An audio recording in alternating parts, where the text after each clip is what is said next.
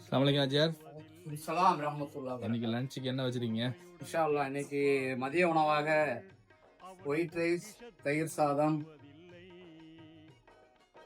பாசிப்பயிறு, காடை pepper fry, okay. ரசம், beetroot கூட்டு, அப்பளம், அச்சாறு, ஐஸ் மோர்,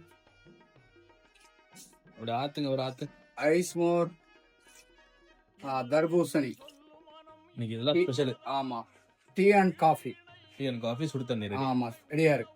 எல்லாம் ரெடி. இது தண்ணி, குடி தண்ணி, குடி தண்ணி ஒரிஜினல்.